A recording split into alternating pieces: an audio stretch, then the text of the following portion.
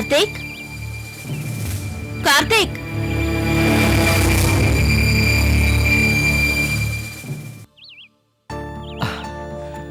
Hi Deepa. Hi. வாங்க வாங்க sir. வணக்கம். வணக்கம்.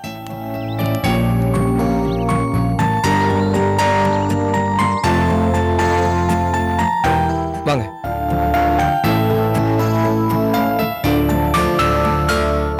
உட்காருமா. அம்மா இல்லையா தம்பி?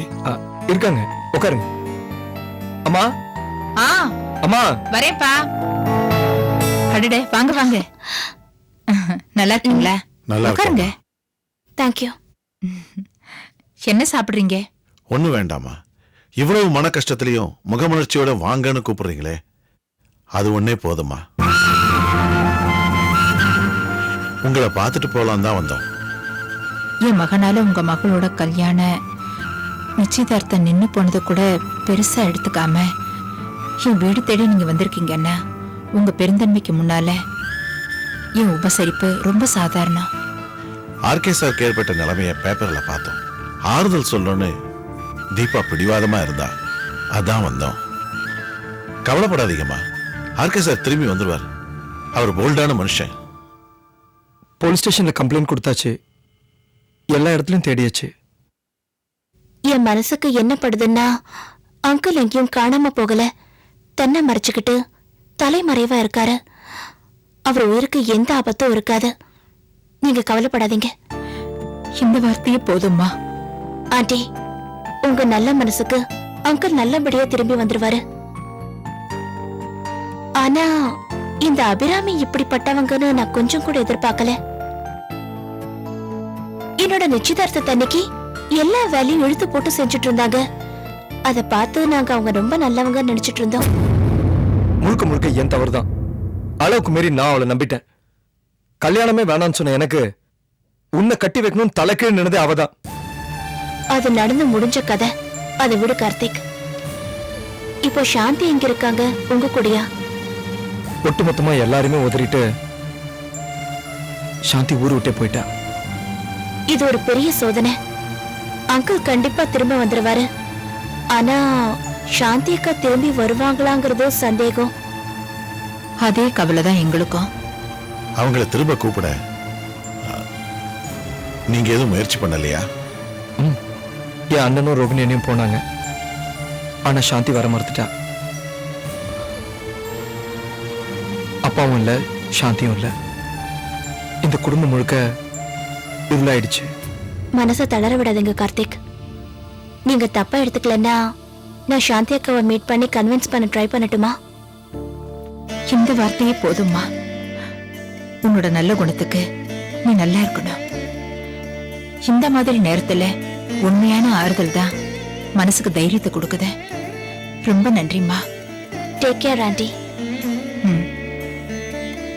அடிக்கடி வந்து போமா. சரி, நான் வரேன். வரேம்மா. வாங்க.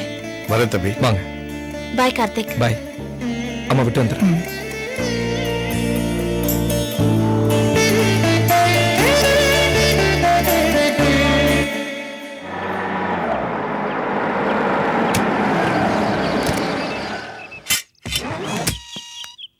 Good morning sir.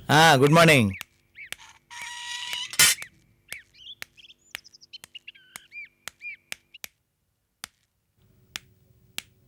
Good morning sir. Good morning. Madam இருக்காங்களா? வெளியே கிளம்பிட்டு இருக்காங்க சார். அப்படியா? எங்க? கோயிலுக்குன்னு நினைக்கிறேன். ஓஹோ.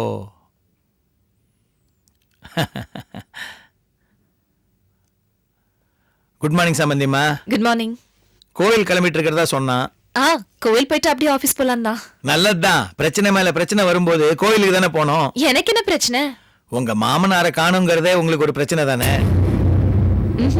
அது எனக்கு ஒரு பிரச்சனையே இல்ல. ஆர்கேன்ற மனுஷன் இருந்தா என்ன, செத்தா என்ன? That's none of my business. Correct correct.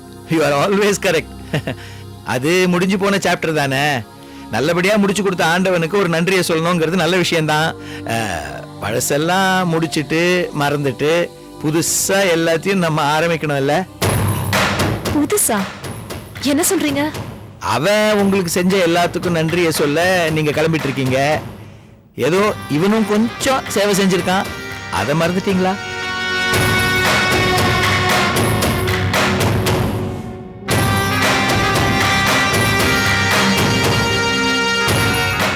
கொஞ்சம் கார் கிட்ட வெயிட் பண்ணுங்க. Yes madam. நான் உங்களை மறந்துட்டேனா? என்ன மறக்கல சம்பந்திமா, எனக்கு செய்யறதா சொன்னதை மறந்துட்டீங்களோன்னு நினைக்கிறேன். நமக்குள்ள இருந்த ஒப்பந்தம் என்ன? ஆர்கேவோட வீடு, சொத்து, சுகங்கள் எல்லாம் உங்களுக்கு, நிர்வாகம், கம்பெனி இதெல்லாம் இந்த அடியனுக்கு. இப்போ ஆர்கேவோட சொத்தெல்லாம் உங்க கைக்கு வந்து சேர்ந்துருச்சு. எனக்கு சேர வேண்டியதும் உங்க கைக்கு தானே வந்து சேர்ந்துருக்கு. இன்னும் என் கைக்கு வரலையே. அப்படியே இந்த விஷயம் பெண்டிங்லயே இருக்கு. அதை நினைவுபடுத்தலாம் தான். நான் என்னைக்குமே சொல்ல மறக்கல. இப்ப கூட உங்களுக்கு கொடுக்க வேண்டியதை நான் கொடுத்துருவேன். ஆனா ஆர்கே காணான்னு டென்ஷன் ஒரு பக்கம், போலீஸ் என்கொயரி இப்படி எல்லாம் இருக்கும்போது நான் திடீர்னு நிர்வாகத்தை உங்க கையில கொடுத்துட்டேன்னா என்ன நடக்கும்? கொஞ்சம் யோசிச்சு பாருங்க.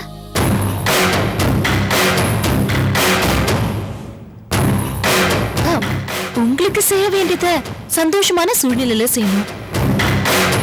கண்டிப்பா செய்வேன், என்ன நம்புங்க. ஐயோ, என்னங்க இப்படி சொல்றீங்க? உங்களை நம்பாமலா? என்ன இருந்தாலும் நீங்க என் சம்பந்தி தானே. நான் வரேன். அவங்கிட்ட எனக்காகவும் கொஞ்சம் வேண்டிக்கங்க. சரி. வேண்டிக்கிறேன், உனக்காக வேண்டிக்கிறேன்.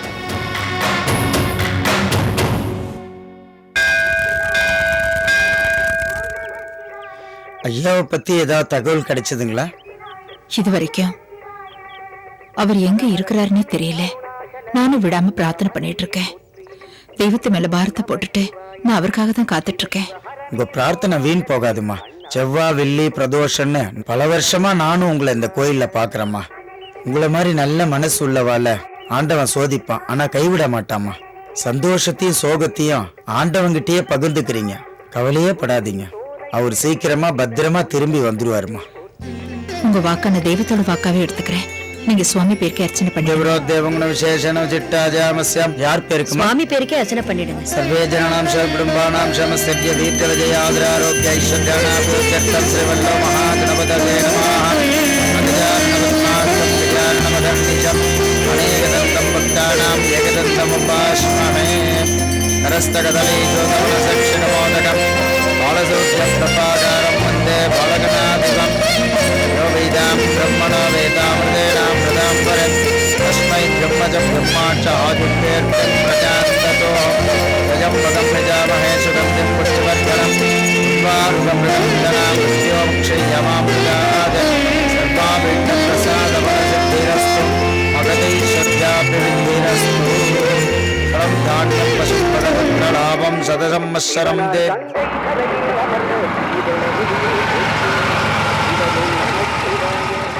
தவமே செய்யும் தபோவனத்தில் ஜோதிலிங்கனே போற்றி. ஹரவும் நம சிவாய.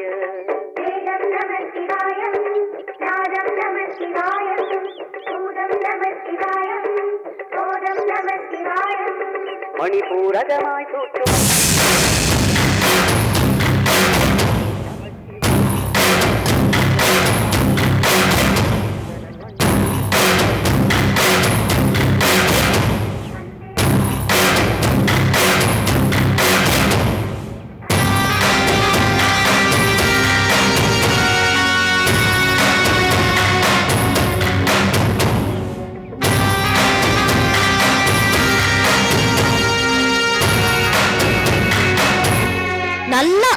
நல்ல நிறைய குங்குமம் எடுத்து அழுத்தி வச்சுக்குங்க.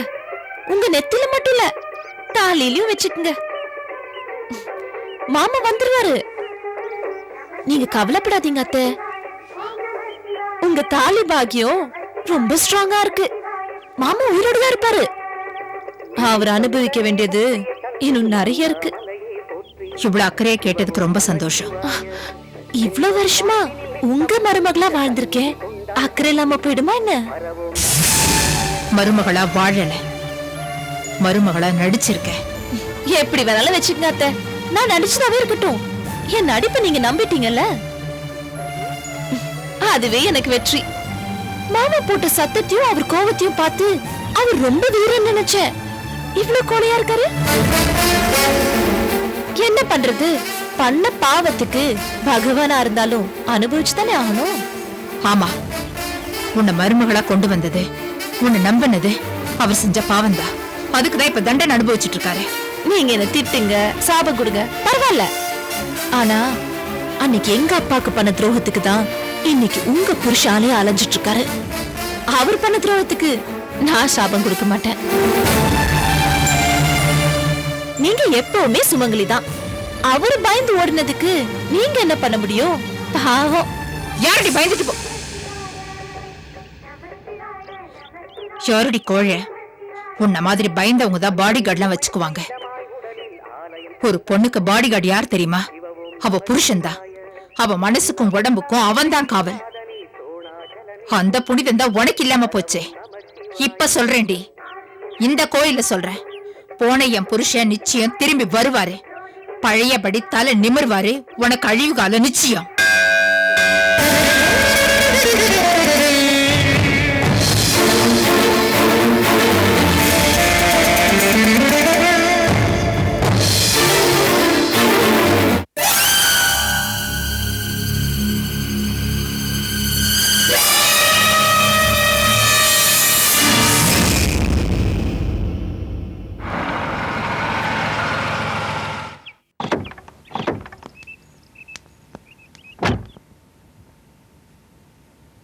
மிஸ்டர் கனி, நீங்க இதுவரை கேதர் பண்ண விஷயங்கள், அதுக்கு நீங்க பட்ட அலைச்சல் எல்லாத்தையுமே நான் பாராட்ட கடமைப்பட்டிருக்கேன்.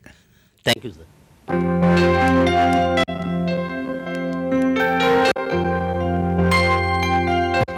Good morning sir. Welcome welcome. என்ன ஆர்கேயோட மாப்பிள்ளைய 2 பேரும் சேர்ந்து வந்திருக்கீங்க? முதல்ல உட்காருங்க. வா தினேஷ்.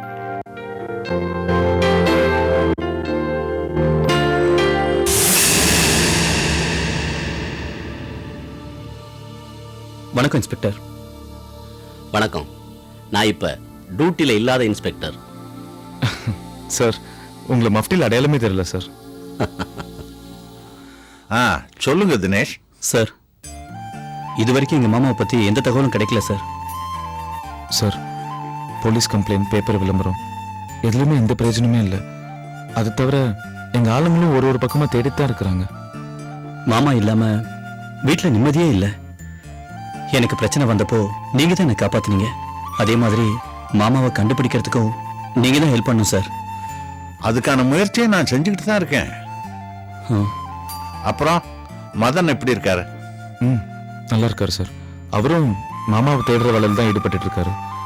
அவரை நீங்க வெளியில கொண்டு வந்தது எங்க எல்லாருக்கும் ரொம்ப ஆறுதலா இருக்கு சார். எங்க குடும்ப சந்தோஷத்தை அந்த அபிராமி வேரோட புடுங்கிட்டா. அவள் சும்மா விடக்கூடாது சார். அவ ரொம்ப தந்திரமா செயல்பட்டு இருக்கா. ஆர்கேயும் அவளை முழுசா நம்பி ஏமாந்துட்டார். அவருடைய அந்த ஏமாற்றம் தான் அவர் தனிமைக்கு காரணம்னு நினைக்கிறேன்.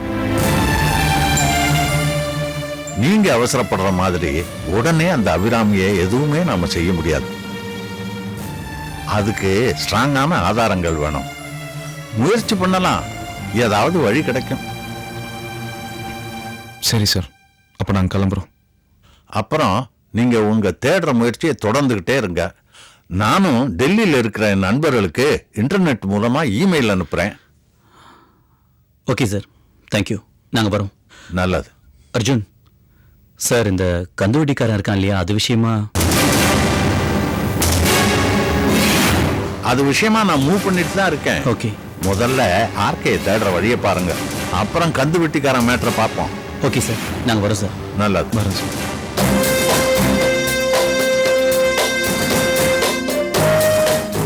சார், நீங்க அபிராமி பத்தின விஷயத்தை அவங்ககிட்ட பேசுவீங்கன்னு எதிர்பார்த்தேன். அவசரப்படாதீங்க கனி. நமக்கே துண்டு துண்டாத்தான் சில விஷயங்கள் தெரிஞ்சிருக்கு. நாம இப்ப அவசரப்பட்டு அவங்ககிட்ட எதுவுமே சொல்ல வேண்டாம். அதுவும் இல்லாம ஆத்திரத்துல அவங்க அபிராமி மேல அடிதடின்னு இறங்கிட்டாங்கன்னா பிரச்சனை சிக்கலாயிடும். கொஞ்சம் கேர்ஃபுல்லா தான் டீல் பண்ணணும். ஓகே சார், நீங்க சொல்றதுலயும் ஒரு காரணம் இருக்கு. இன்னொரு விஷயம், அபிராமியும் கந்து வெட்டிக்காரன் இருக்கிற போட்டோவை நாம சீனிவாசன்ட்ட கொடுத்துருக்கோம். அவனுக்கு உங்க பேர்லயும் என் பேர்லயும் ஒரு கண் இருக்கும். நாம ரொம்ப நிதானமா ரகசியமா செயல்படணும். ஓகே சார், நான் பாத்துக்கிறேன். Take care. தேங்க்யூ சார், நான் கிளம்புறேன்.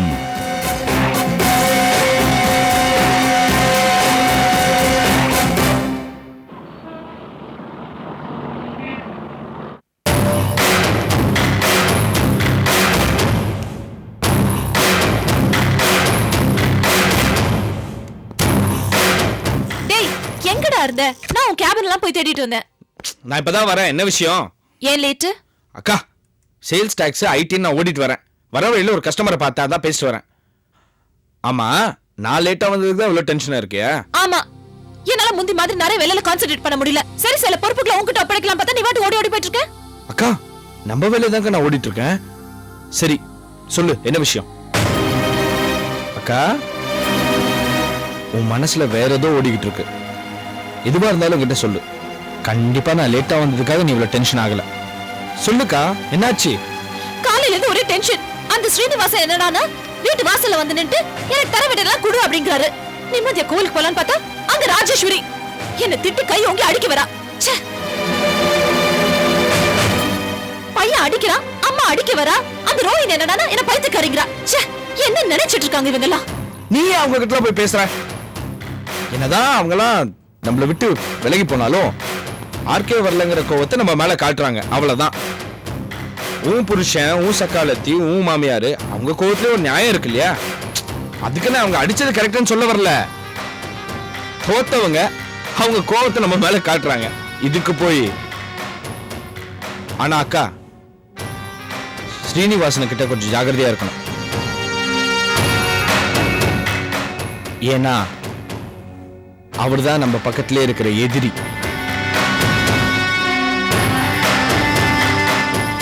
அக்கா, டென்ஷன் ஆகாத.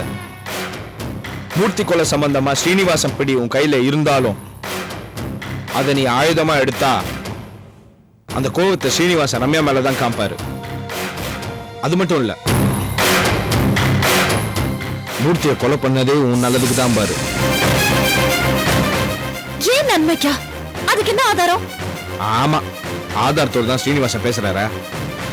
ஒரு வட்டத்தை போட்டு அதுக்குள்ள ஒண்ணு நிக்க வச்சிருவாரு. அது மட்டும் இல்ல, நீ அவர் அனாவசியமா சீண்டுன ரம்யாக்கு எதிராக கண்டிப்பா அவர் ஏதோ செஞ்சுடுவாரு. கொஞ்சம் அடக்கி வாசி. ஷாம், இப்பெல்லாம் என்னால பொறுமையா இருக்க முடியல. படபடப்பு அதிகமாகுது. சட்டு சட்டுன்னு எனக்கு கோவம் வருது. அக்கா, ரிலாக்ஸ். இதெல்லாம் தன்னம்பிக்கை இல்லாதவங்களுக்கு அடையாளம். பொறுமையா யோசி. அதை விட ரொம்ப முக்கியமான விஷயம், ஒரு நல்ல டாக்டரா பார்த்து ஹெல்த் செக்அப் பண்ணிக்க.